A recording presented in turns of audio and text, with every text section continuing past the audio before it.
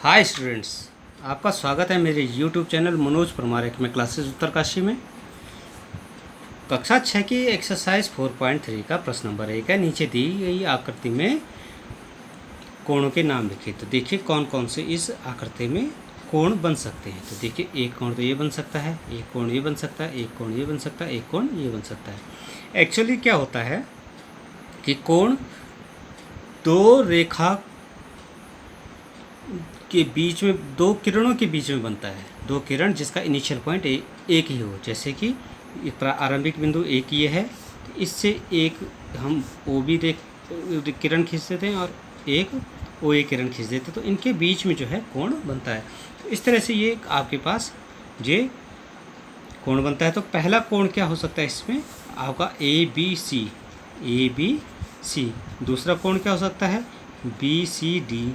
तीसरा कोण क्या हो सकता है सी डी ए। और चौथा कोण हो सकता है आपके पास डी ए बी। इस तरह से कोणों के हम नाम लिख सकते हैं। आइए अब प्रश्न नंबर 2 पे आइए। प्रश्न नंबर 2 देखते हैं कि संलग्न आकृति में वह बिंदु लिखे जो नंबर 1 है कोण डी ओ ई के अभ्यंतर। देखिए डी ओ ई की अभ्यंतर कौन सा बिंदु है, बिंदु ए है। ठीक है। दूसरा पूछा जा रहा है ई ओ एफ के बहिर्भाग में बिंदु सी है।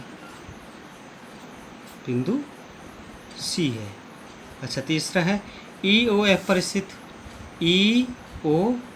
स्थित बी है, बिंदु बी है, ये बिंदु बी है।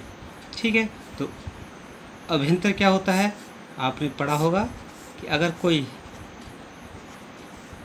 कोण ए ओ बी है तो ये जो छायांकित भाग है इसको अभ्यंतर भाग कहते हैं, ये आप ध्यान रखेंगे। ठीक है। और जो बाहर है इसको बहिर्भाग बोलते हैं। ये बहिर्भाग हो गया, ठीक है, और ये अभ्यंतर हो गया,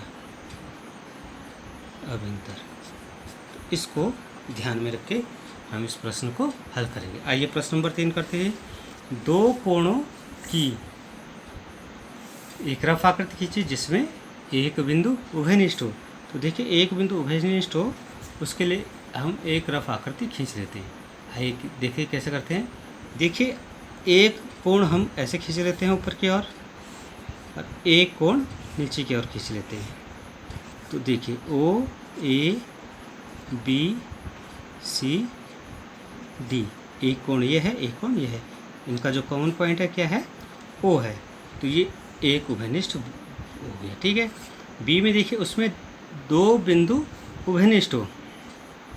फिर से देखिए ओ ए ओ बी ओ सी खींच लेते हैं।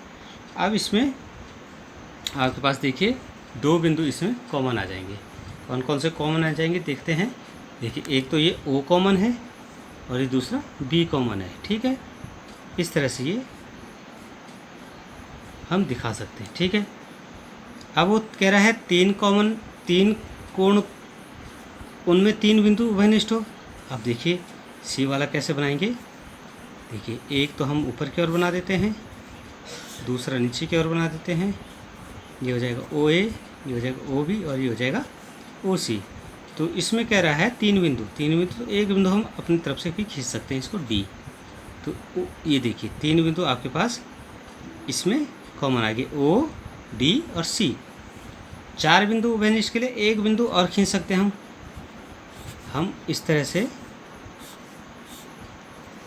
ओ ए बी और सी। इसमें देखिए एक बिंदु यहाँ पे खींच लेते हैं डी, यहाँ पे खींच लेते हैं ई, यहाँ पे खींच लेते हैं एफ। तो डी ई एफ, देखिए 1 2 3 4 बिंदु इसमें उभयनिष्ठ हो सकते हैं। ठीक है। उसमें एक किरण उभयनिष्ठ हो, तो एक किरण उभयनिष्ठ इस तरह से हो सकती है। आप इसको ओ ए बी सी, ये वाली किरण उभयनिष्ठ है, किरण ओ सी। इस तरह से इस प्रश्न को हम हल कर सकते हैं।